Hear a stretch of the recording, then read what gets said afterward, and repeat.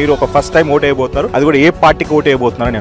I vote for Congress. KCR sir వచ్చారు, గెలిచారు, కానీ మనకి ఏ జాబ్స్ ఏది ఇవ్వలేరు. అన్ని ఇస్తా అని చెప్పారు, ఇవ్వలేదు. 8 years నుంచి నువ్వు నోటిఫికేషన్స్ వేసాను, అట్లీస్ట్ ఒక్క నోటిఫికేషన్ వేయలేదు. కరెక్ట్ ఎలక్షన్స్ ముందు నోటిఫికేషన్స్ అంటారు, తర్వాత జాబ్స్ ఉండవు, ఏముండవు. ఇంకా చదువుకొని ఏం లాభం? మేము ర్యాంక్ వచ్చినాక కూడా జాబ్స్ ఇయ్యారు కదా, స్కాలర్షిప్స్ ఇవ్వరు, ఫీజు రియంబర్స్మెంట్ ఇస్తలేరు. మేము ఏదో మేనేజ్మెంట్ కు సీట్స్ కొనేయాల్సి వస్తుంది.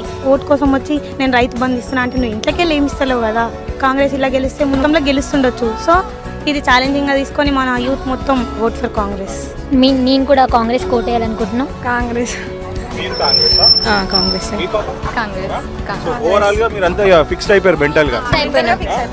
కాంగ్రెస్ ప్రభుత్వం ఉన్నప్పుడు జాబ్స్ ఇచ్చారు, ఫీజు రియంబర్స్మెంట్ వాళ్ళే ఇచ్చారు, మళ్ళీ ఆరోగ్యశ్రీ వాళ్ళే ఇచ్చారు. ఎగిరే మన పేదల జెండా ఎత్తుకున్నదెవరో, అదిగో మన బీర్లా ఐలన్న మన కై గదిలిండో. ప్రజలే ఇక జెండలెత్తి జై ఐలన్నని పలికే, ఆలేరు గడ్డ పైన జన సంద్రమయి కదిలే. ఎగిరే మన పేదల జెండా ఎత్తుకున్నదెవరో,